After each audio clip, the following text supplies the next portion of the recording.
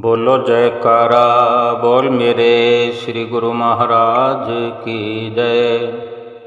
सभी गुरुमुख प्रेमियों से सप्रेम जय सच्चिदानंद। एक जीवन के अंदर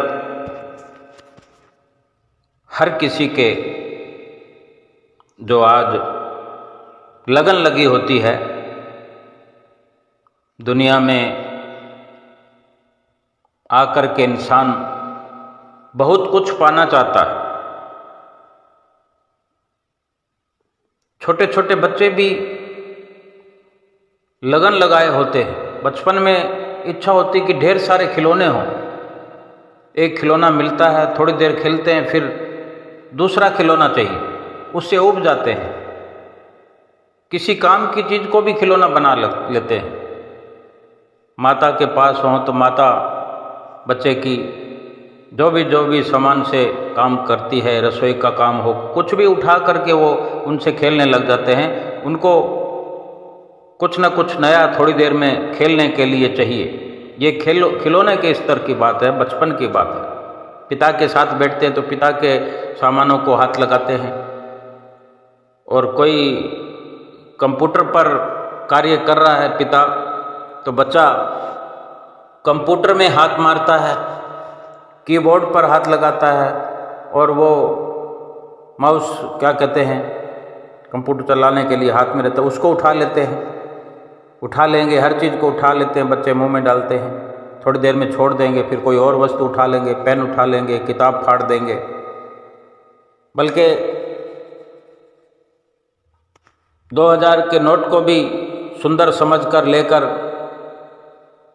फाड़ने तक भी वो अपनी खेल कूद में शामिल कर लेते हैं। नफ़ा नुकसान नहीं पता उनको, लेकिन कुछ अधिक से अधिक बड़े होते हैं बच्चे तो बहुत सारे शौक़ हो जाते हैं, बड़े शौक़ लग जाते हैं कि ये मिल जाए वो मिल जाए। साइकिल चलाते हैं, फिर बाइक का शौक़ लग जाता है, कार का शौक़ लग जाता है, फिर ये सब पुराने भी हो जाते हैं, फिर नई की डिमांड। यानी इस प्रकार एक इंसान के, इस जीव के मस्तिष्क में एक होड़ लगी रहती है कि मैं अधिक से अधिक आगे बढ़ता चला जाऊं। फिर जब एक बिजनेसमैन बन जाता है, दुकानदार बन जाता है, चाहे कोई रेडी भी लगाता हो या नौकरी करता हो, तो रुपयों को बढ़ाने में एक धुन सवार होती है कि रुपए बढ़ते जाए। बस भक्ति परमार्थ के लिए ख्याल नहीं आता। भक्ति करने के लिए अगर भक्ति के क्षेत्र में आ भी जाते हैं, भक्ति के पड़ाव पर आ भी जाते हैं, कदम रख भी देते हैं, तो ये लगन नहीं लगती। ये बहुत बड़ी दुविधा है। लेकिन ऐसा होना चाहिए, क्योंकि हर क्षेत्र में हम तरक्की कर रहे हैं, बचपन से करते आ रहे हैं, करते करते करते यहाँ तक पहुँचे हैं। और जो इंसान लाखों कमा लेता है, करोड़ों कमा लेता है, फिर भी भक्ति के क्षेत्र में भक्ति को बढ़ाने के लिए नहीं सोचता। वो थोड़ा बहुत हाथ लगा दिया, पांव लगा दिया, थोड़ा चल पड़ा, तिलक लगा दिया, भगवान को लगा दिया, खुद को लगा दिया, घंटी बजा दिया, चल हो गई भक्ति। उसकी तरक्की के बारे में क्यों नहीं सोचता इंसान? क्योंकि वो अपना समय जो है सारा का सारा सांसारिक तरक्की में देना चाहता है। उसी को उपलब्धि मान लिया है कि सांसारिक जीवन का जो पूरा का पूरा लाभ है वो यही है। बड़ा सारा परिवार हो, बड़ा सारा बिजनेस हो, ढेर सारे रुपए हो, बैंक बैलेंस हो, ढेर सारे मित्र हों, दोस्त हों, परिवार हों, मोटर गाड़ियां चलती हो, कई बंगले हों, कई प्लॉट हों। राजा बनना चाहता है, राजा, सृष्टि का राजा। और संतों महापुरुषों ने आज से नहीं बल्कि शुरुआती दौर से जब से जीवन बना तब से वचन फरमा दिए, ग्रंथों में, शास्त्रों में सार लिखा हुआ जीवन का कि सगल सृष्टि को राजा दुखिया, नाम जपत होवे सुखिया। बड़ी बात तो यह है कि इतनी संसार की तरक्की को करते हुए, इतना तरक्की याफ्ता इंसान बनकर भी दुखों की ओर, दुखों को प्रवृत्त हो रहा है, दुखों की ओर बढ़ रहा है, दुख उसके जीवन में बढ़ रहे हैं। लेकिन वो कहीं पर रुक कर, कहीं आराम से अगर विचार करे तभी तो समझ पाए कि मेरे जीवन का क्या हश्र हो रहा है, क्या हश्र होने वाला है। संत महापुरुष ही समझा सकते हैं कि सारे संसार का भी अगर, सारी सृष्टि का भी अगर राजा बन जाए तो दुख बढ़ते चले जाएंगे, दुखी जीवन हो जाएगा। और अगर सुखी जीवन बनाना है तो वो भगवान का नाम सुमरने से, भगवान का नाम सुमरण करने से, सकल सृष्टि को राजा दुखिया, नाम जपत होवे सुखिया। संत महापुरुष कई प्रकार से हम जीवों को चिताते हैं, रास्ते पर लाते हैं, कितने ही ऐसे प्रयास करते हैं कि हमारा जीवन सफल हो जाए, हमारा संसार में आना सफल हो जाए। संसार की जो तरक्की हम देख रहे हैं, हमारे माता पिता ने बहुत तरक्की कमाई, चाहे कम बैलेंस रखा या चाहे वो मुश्किल से ठीक ठाक गुजारा किया, हमें पाला पोसा, लेकिन उनकी तरक्की या कमी पेशी, यहाँ की सांसारिक स्तर की, उनके संसार को छोड़कर जाने को प्रभावित तो नहीं कर सकी। भाई वो अधिक तरक्की नहीं कर पाए तो इस कारण से उनका जाना इस संसार से प्रभावित हुआ हो, उनको जाने ना दिया गया हो, या वो जा नहीं पा रहे हों कि बहुत सारा रुपया कमाता है वही इस दुनिया से जाता है, या बहुत सारा रुपया कमाने वाला यहाँ से जाता नहीं, कुछ भी असर नहीं पड़ता। जैसा भी जीवन हमने व्यतीत कर लिया, संसार से जाने का जो समय है वो निश्चित है और हर हाल में जाना ही जाना है। ना तो कोई उसे रोक सकता है, ना ही उसको कोई समय से पहले, वक्त से पहले जाने के लिए मजबूर कर सकता है। ना कोई नेकी है, ना कोई गिला शिकवा है। संसारिक स्तर पर बात है ये। अगर संसार की तरक्की ज़्यादा कर ली है तो उसकी नेकी क्या होनी है। संसार में किसी को हमने मदद कर दी तो वो एक बार, दो बार, चार बार कह देगा, थोड़ा कह देगा, ज़्यादा कह देगा, बहुत बढ़िया इंसान था।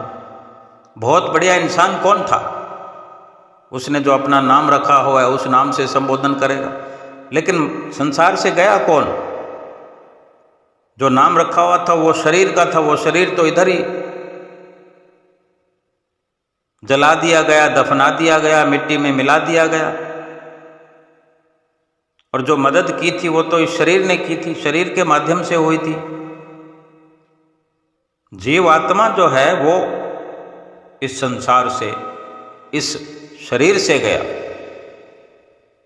इस शरीर से चला गया है, दूसरे शरीर में प्रवेश होने को है। इधर से निकला नहीं कि उधर शरीर तैयार है, लेकिन ये व्यवस्था शरीर की जो है वो इस शरीर के आधार पर होनी है कि इस शरीर में रहते हुए, इस शरीर के होते हुए किस प्रकार के कर्म हम करते रहे, उसके आधार पर वो शरीर मिलेगा। उसके आधार पर आगे का सफ़र शुरू किया जाएगा। वहाँ यहाँ के इस प्रकार की तरक्की याफ्ता जीवन का कोई लेखा जोखा नहीं होगा। वहाँ पाप और पुण्य का लेखा है, कितना पाप किया कितना पुण्य किया, इसी आधार पर जीवन मिलेगा। और कितनी भक्ति की, सतगुरु के बताए रास्ते पर भगवान का नाम सुमरण किया, इसी आधार पर आगे का पारलौकिक जीवन जिसे कहते हैं वो तय किया जाता है। जिसने तरक्की की भक्ति में, जिसने श्वासों का मान, सांसों की कदर, श्वासों से लाभ उठाया, मनुष्य जीवन के वक्त से लाभ उठाया, मनुष्य जीवन का जो ये अवसर मिला इस जीवन के अंदर वो किया जो वास्तव में परलोक में लेखा गिना जाता है, जिसकी परलोक में कदर की जाती है। मालिक के आगे जिस कारनामों का बखान सुना जाता है, संसार की तरक्की का वहाँ पर कोई जिक्र नहीं होता। एक दृष्टांत है, एक संत पहुँचे हुए जिनके दो शिष्य, संत जी कहीं जा रहे थे तो अपने दो शिष्यों को एक डिब्बे में मूंग के दाने दिए और कहा ये मूंग जो हैं हमारी अमानत हैं। थोड़े से ही थे और ये हिदायत की।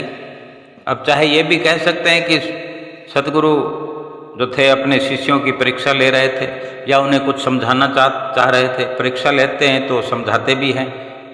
संत महापुरुषों की शरण में अगर हम पहुंचते हैं तो हमें एकदम परिपक्व बनाना, एकदम खरा बनाना, कसौटी पर तैयार करना, यही संतों महापुरुषों का परोपकारिक जीवन हुआ करता है। तो सतगुरु जी ने अपने शिष्यों को वो मूंग के जो दाने दो डिब्बियों में रख कर दिए और कहा कि ये हमारी अमानत है, दोनों डिब्बियाँ इसमें मूंग के दाने हैं। ये ध्यान रखना कि ये सड़ गल नहीं जाएं, ये नष्ट नहीं हो जाएं, बल्कि ये फलें फूलें बड़े चढ़ें। ध्यान रखना किस प्रकार इसकी तरक्की करते हो इनकी, और 2 साल बाद जब हम वापस आएंगे तो हमें हमारी अमानत लौटा देना। अब संत जी तो तीर्थ यात्रा के लिए चले गए, तो एक शिष्य ने क्या किया, श्रद्धा भावना बहुत होने पर भी अगर युक्ति समझ में नहीं आती या सत्संगत का ठीक से लाभ नहीं उठा पाते तो वो हमारे कर्म क्षेत्र में प्रदर्शन होता हुआ दिखाई दे जाता है। तो एक शिष्य ने तो वो मूंग की जो डिब्बिया थी उसको पूजा के स्थान पर रखा। बड़ा सुंदर भाव उसका, बड़ी श्रद्धा रखने वाला और पूजा पाठ करता था। तो पूजा वाली जगह पर ही रख दिया उस मूंग वाली डिब्बी को कि भाई सतगुरु ने दिया है, इसकी रोज अगरबत्ती करनी है। दूसरे शिष्य ने मूंग के दानों को खेती में बो दिया, डिब्बी को खाली कर दिया। अब ये तो हम समझते हैं कि जिसने खेती में बो दिया वो तो फसल तैयार होगी उसकी, और इस प्रकार एक तो पूजा अर्चना करता रहा उस डिब्बी की, कभी खोल के भी नहीं देखा, और दूसरे शिष्य ने उसको मूंग की डिब्बी को खाली करके खेती में बो दिए मूंग। 2 साल बाद संत वापस आया और पहले शिष्य से अमानत मांगी, लाओ भाई। तो अपने घर से डिब्बी उठा लाया, संत जी को पकड़ाते हुए बोला, लो गुरुजी, आपकी अमानत को मैंने प्राणों से भी ज़्यादा संभाल के रखा हुआ है। बस यूं समझो कि मैंने इसे पालने में झुलाया है। इसकी आरती उतारी है, इसकी पूजा की है, अर्चना की है, वंदना की है। संत बोले लाओ जरा देखो तो सही कि अंदर के माल का क्या हाल है। बाहर तो डिब्बी चमक रही है, बड़ा तुमने इसकी साफ सफाई की है, इसको संभाल के रखा है, भीतर भी तो देखूं कि जो असली माल है उसका क्या हाल है। संत जी ने डिब्बी का ढक्कन खोल कर देखा तो मूंग में घुन लगे पड़े हैं। आधे मूंगों की तो चटनी बन गई, चाहे 50 ग्राम ही हो, 100 ग्राम हो। अब वो आधे से ज़्यादा तो मूंग का मिट्टी बन गई और घुन अभी उसमें लगे हैं, बाकी भी बेकार होने को चले हैं। बेकार होने को चले हैं तो बेकार ही हो गए एक प्रकार से। अब उसका क्या काम आना है, क्या काम में आएंगे। संत ने शिष्य को वो मूंग दिखाते हुए कहा, क्यों बेटा इन्हीं घुणों की पूजा अर्चना करते रहे इतने समय तक। शिष्य बेचारा शर्म से सिर झुकाए चुपचाप खड़ा रहा। भाई तुम्हें मूंग संभालने के दिए थे, इनको बढ़ाने चढ़ाने के लिए दिए थे, तरक्की करने के लिए दिए थे, तुमने तो आधे कर दिए, आधे से भी आधे कर दिए और बाकी खत्म होने की कगार पर है। यानी खत्म कर दिया तुमने इनको। फिर दूसरे शिष्य को बुलवाकर उसे कहा, भाई अब तुम भी हमारी अमानत लाओ। तो थोड़ी देर में दूसरा शिष्य मूंग लाद कर आया, यानी ढोकर, बैलगाड़ी में ढोकर आया और संत के सामने रखकर हाथ जोड़कर बोला, ये लीजिए महाराज आपकी अमानत।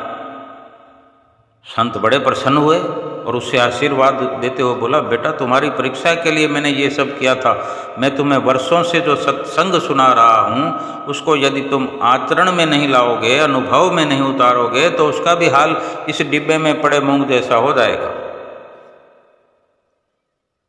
यानी हमें समझना है सतगुरु जी ने जो नाम की दौलत, हम सभी गुरुमुख प्रेमी, हम चाहे श्री गुरु महाराज जी से दूर रहते हैं, नज़दीक रहते हैं, कभी कभी दर्शन करते हैं, लेकिन जो हमें नाम की बख्शिश हुई है ना, उस नाम को हम कैसे अमल में लाते हैं। मूंग की दौलत यानी नाम की बख्शिश, हमें जो नाम दिया गया है उसकी हम नियमित रूप से सुमरन भजन से उसकी सिंचाई करें, उसकी बुआई करें, और ये नाम के सुमरन की जो खेती लहलहाएगी, इसकी जो फसल होगी, हमारे इस लौकिक और परलौकिक जीवन को माला माल कर देगी। और क्या हम बात कर सकते हैं आशीर्वाद की, कि सतगुरु की ओर से हमें कितना आशीर्वाद भीतर से, गुप्त रूप से, सूक्ष्म रूप से और प्रत्यक्ष रूप से मिलता रहेगा, मिलता चला जाएगा। लोक परलोक तक हम पल्वित पुष्पित होते रहेंगे और आत्मा निहाल हो जाएगी। और इतनी सुमरन की ये खेती फलेगी फूलेगी कि इसकी ताकत से, इसकी पावर से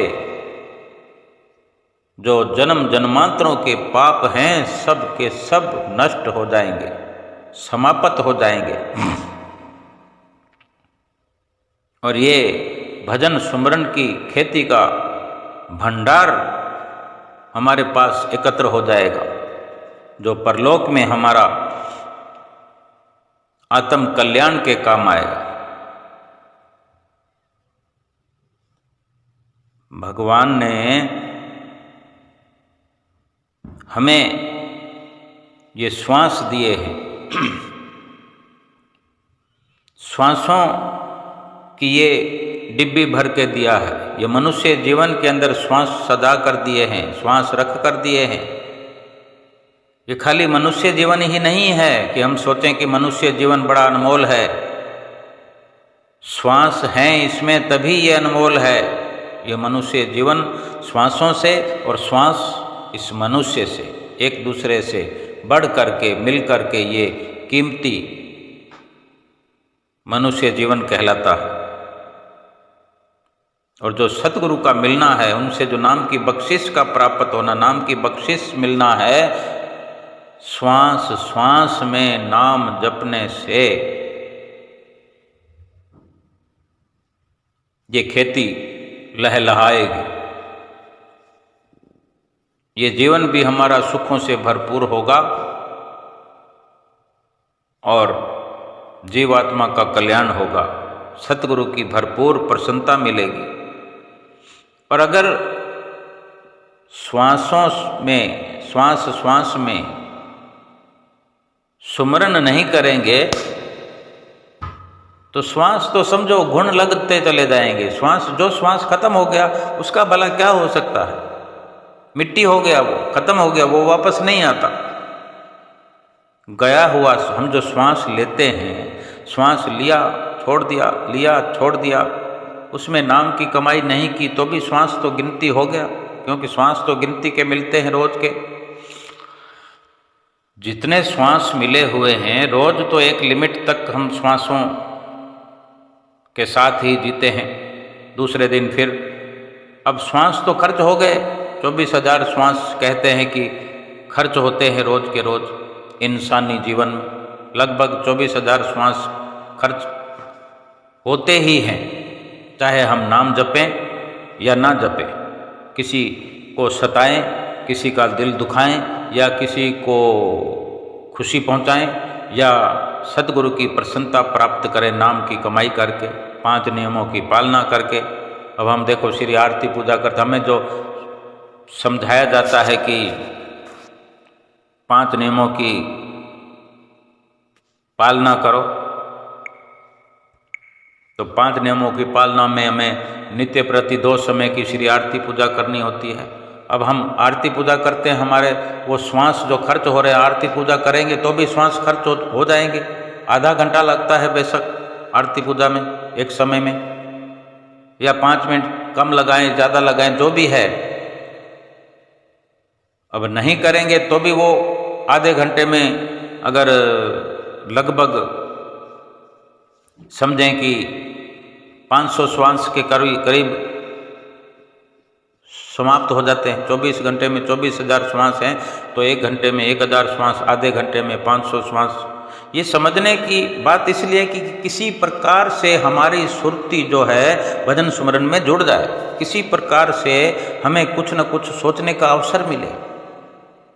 संसारिक जीवन में हम इतने आंकड़े लगाते हैं, नफे नुकसान लगाते हैं, तो भक्ति के जीवन में क्यों नहीं बखूबी लगाना चाहिए, गणित लगाना चाहिए।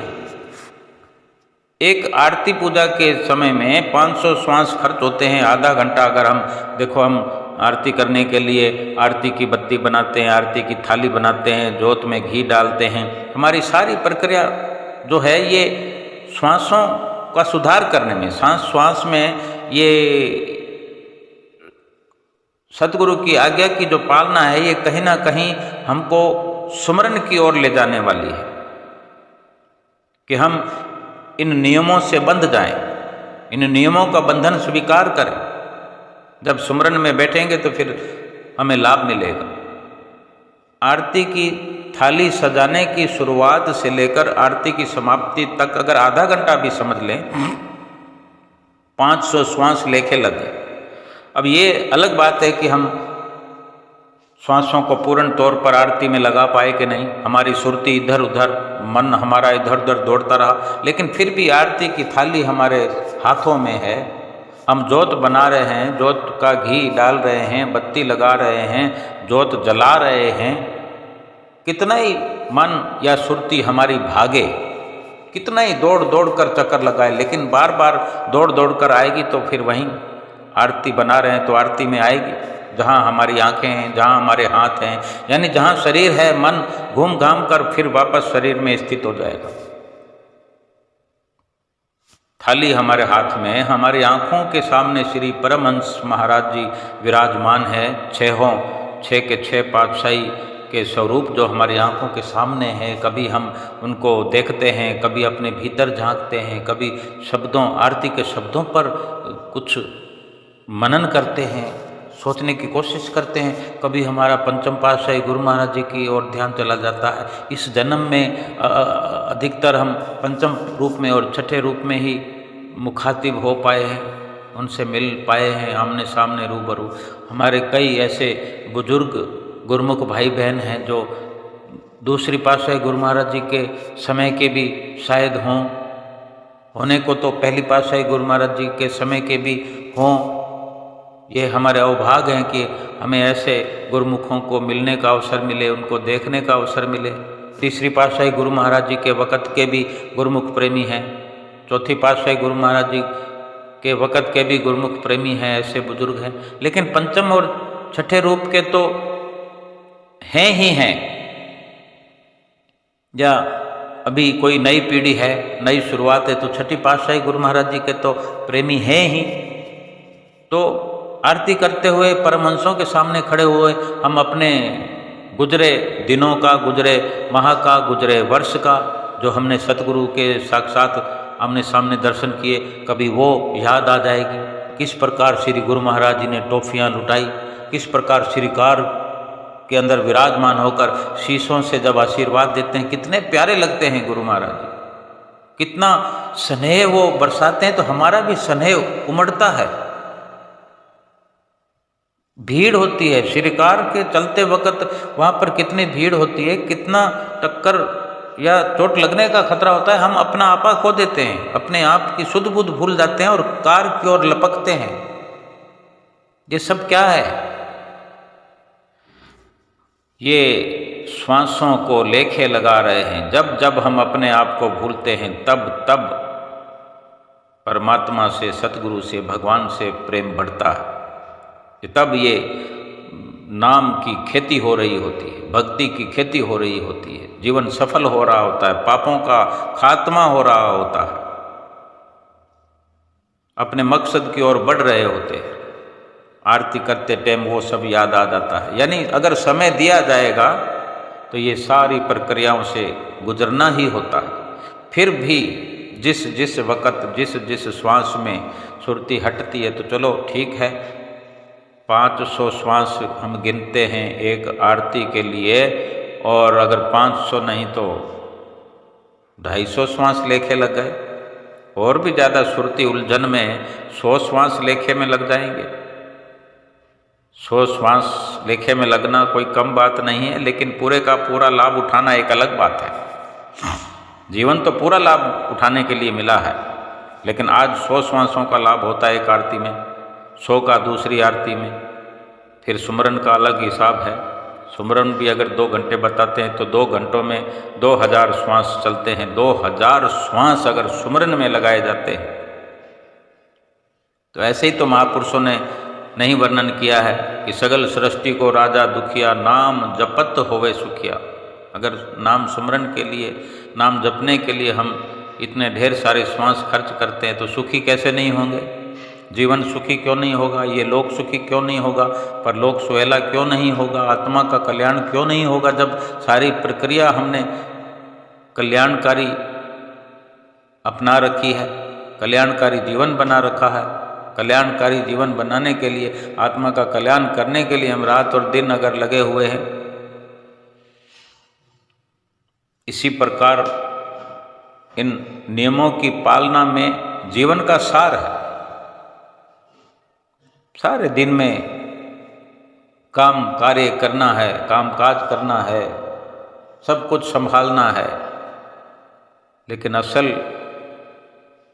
जो 84 लाख योनियों से मुक्ति का प्राप्त करना है, वो तो इसी में है। संतों महापुरुषों की रहनुमाई से जो ऐसा भक्ति वाला जीवन अपनाया जाएगा, बनाया जाएगा, आत्मा की 84 लाख योनियों से मुक्ति तो इसी से होनी है। तो इसको तरक्की के रास्ते में ले जाने के लिए कोई दुविधा नहीं है, मुश्किल कुछ भी नहीं है कि हमें कितने श्वास मिले हैं। हम देखें, अगर 24,000 श्वास रोज के खर्च होते हैं, और कितने दिनों से हम जी रहे हैं, कितने महीनों से, कितने सालों से। कभी हमने सोचा कि एक महीने में कितने श्वास हम खर्च कर देते हैं? 24,000 एक दिन के हैं तो लाखों श्वास महीने में हो जाएंगे। 10 दिन में 2.5 लाख श्वास हो गए लगभग, और महीने में 7.5 लाख श्वास हो गए लगभग, 7.25 7.5 लाख श्वास। ये तो हम बात करते करते हिसाब लगा सकते हैं। और फिर साल में कितने हो जाएंगे? करोड़ों में हो जाएंगे।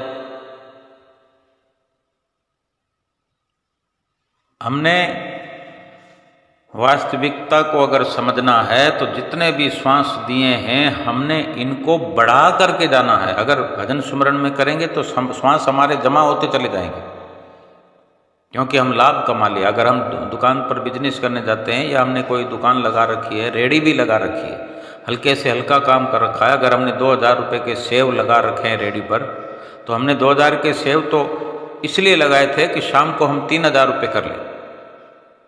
इसलिए नहीं लगाया कि हम 1,500 रुपये घर लेकर आएँ और सेव भी खराब कर दें, सेव भी ख़त्म कर दें और 1,500 लेके आए तो 500 रुपये का वो दिवालिया कैसे हम पूरा करेंगे? कल फिर सेव लगाने हैं। हमारा काम यही है। आज 500 का नुकसान किया, कल फिर 500 का नुकसान किया, तो फिर उधार लेने की नौबत आ जाएगी। फिर उधार मिलना शुरू हो जाएगा, उधार लेना शुरू कर देंगे तो उधार चुकता नहीं करना पड़ेगा। ये श्वास जो मिले हैं उपहार के रूप में, गिफ्ट के रूप में इसलिए दिए हैं कि उम्मीद प्रभु ने की है कि हम उनको बढ़ा चढ़ा करके वापस उनको जाकर देंगे, और जो नफ़ा कमाएंगे वो हमारे लिए, और उनको जो श्वास हैं वो वापस हम हंसते हुए मुस्कुराते हुए वापस देंगे। अगर हम कमाई करेंगे, अब अगर हमने 2,000 के सेव खरीदे हैं तो 2,000 रुपये हो सकता हम अपने पिता से लेकर आए हैं। अगर हम 2,000 के 3,000 कर लेते हैं तो हम 3 दिन में 6,000 रुपये, 2 के 3 करते हैं तो 3 दिन में हम 9,000 कर लेंगे। 6,000 रुपये हम पिताजी को वापस दे देंगे, 3,000 हमारे पास फिर रहेंगे। तो हम तो ये उनका भी चुकत कर दिया और हमारे पास पर्याप्त मात्रा में हो गए, कमाई चालू रहेगी। फिर उसमें से खर्चा भी करते रहेंगे, सब कुछ करेंगे। श्वास भी ऐसे ही हमें समझना है कि जो प्रभु ने दया करके श्वास दिए हैं इसकी कमाई करनी है, और इसकी कमाई यही है कि सतगुरु ने हमें जो नाम की बख्शिश कर दी है, ये तो हम किस्मत वाले हैं, भागो वाले हैं जो सतगुरु की शरण प्राप्त हो गई। किसी को 10 साल की उम्र में, किसी को 20 साल की उम्र में, किसी को साल भर की उम्र में नाम मिल जाता है, किसी को गर्भ में मिल जाता है। अगर गर्भवती महिला को नाम उपदेश मिलता है तो उसके शिशु को गर्भ में ही सतगुरु की दया प्राप्त हो जाती है। उसका कर्तव्य है कि उस शिशु के आने पर फिर उस कार्रवाई को दोबारा दोहराया जाए, और कम से कम ये हर वक्त ख्याल रखना चाहिए कि अगर अभी शुरुआत हुई है तो वक्त कम है। बेशक 24,000 श्वास हैं वो एक दिन के लिए हैं, लेकिन 24,000 श्वास हम रोज ले पाएंगे या नहीं? किस दिन ये कर्म टूट जाएगा? क्योंकि आज आखिरी दिन हो, ये जरूर थोड़ी है कि आज का दिन हुआ है तो ये दिन पूरा होगा ही, रात भी पूरी होगी ही। कोई कलमबद्ध कहीं नियम या कोई लेखा जोखा थोड़ी है हमारे पास। भाई खाता तो नहीं है कि हम फलां दिन फलां बजे इतने बजे हम इस दुनिया से चले जाएंगे, हमारी यह लीला समाप्त हो जाएगी, कुछ भी नहीं मालूम है। लेकिन हर श्वास को ही हम आखिरी समझें, ये एक लेखा जोखा है कि अगर हम इतने दिन व्यतीत कर चुके हैं तो इतने श्वास खत्म कर चुके हैं, और फिर अगर एक एक दिन करके हमें समय मिलता रहेगा तो एक एक दिन में 24,000 श्वास हमें मिलते रहेंगे, खर्च होते रहेंगे। लेकिन उसका लाभ फिर कैसे होगा? वो लाभ यही संतों महापुरुषों के पास जाने से ही समझ आती है, और इस समझ का लाभ यही है कि फिर अमल करें कि श्वास श्वास सुमरन करके श्वासों को बढ़ाते चले जाएं, श्वासों का लाभ उठाते चले जाएं, और जीवन को भरपूर लाभ की ओर ले जाए, अपने आप को लाभ की ओर बढ़ाए। एक दिन ये जीवन भी समाप्त हो जाएगा, श्वास भी समाप्त हो जाएंगे, लेकिन भजन सुमरन किया हुआ वो इस जीव के खाते में जो अभी से जुड़ रहा है, जब तक मनुष्य शरीर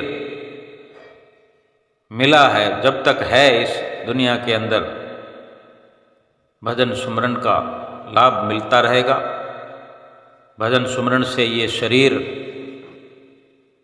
सुचारू रूप से चलता है,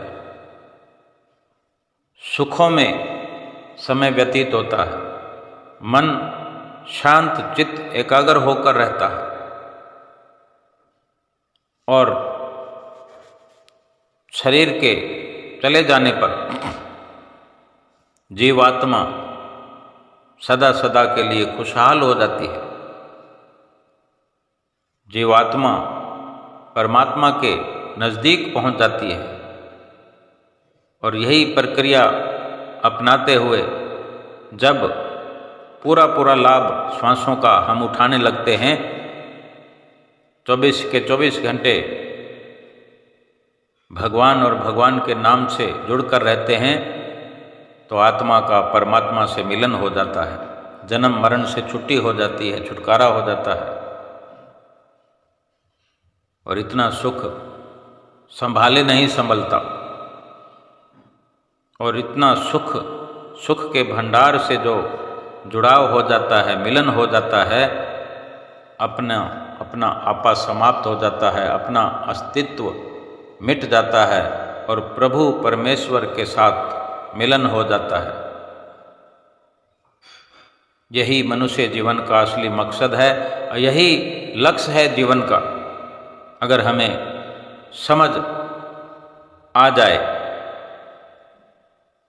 नाम सतगुरु ने बख्शिश कर दिया, नाम जपने का तरीका बता दिया कि किस प्रकार से 5 नियमों की पालना के साथ 2 घंटे भजन सुमरन रोज करना है, नित्य करना है। सतगुरु के ध्यान को मस्तक में बिठा करके मस्तक में सतगुरु की छवि को निहारते हुए बंद आँखें, बंद जुबान, बंद कान, जितने भी प्रकार से समझाया गया सभी को एक से एक बढ़कर आगे से आगे बढ़ना है। धीरे धीरे धीरे धीरे अपने समय को लाभ की ओर परिवर्तित करते करते ऊंचे सोपान पर पहुंच करके इस मनुष्य जीवन के उच्चतम लक्ष्य को प्राप्त करना है और अपने सतगुरुदेव महाराज जी की प्रसन्नता का पात्र बनना है। हमेशा सतगुरु ने हमारे लिए ही हर पल कोई ना कोई लीला रचाई है, कोई रचना रचाई है, कुछ भी सोच अपनाई है, वो केवल इसीलिए कि हमारा जीवन जो है ये सफल हो जाए और इसी सफल जीवन के चलते 84 लाख योनियों से छुटकारा प्राप्त हो जाए, फिर हमें दोबारा 84 लाख योनियों का मुंह ना देखना पड़े। तो हमारा भी फर्ज है कि जब सतगुरु हमारे लिए इतना परोपकार करते हैं तो हम भी अपनी जीवात्मा के लिए, अपने भले के लिए, अपने जीवन को, अपनी जीवात्मा का कल्याण करने के लिए सतगुरु की आज्ञा का पालन बखूबी करें। भजन स्मरण 2 घंटे नित्य प्रति करें। 5 नियमों की पालना में दोनों समय की आरती, पूजा, समय समय पर सेवा, दर्शन, सत्संग, दर्शन, ध्यान सभी कुछ करते हुए अपना जन्म सफल करें। बोलो जयकारा बोल मेरे श्री गुरु महाराज की जय।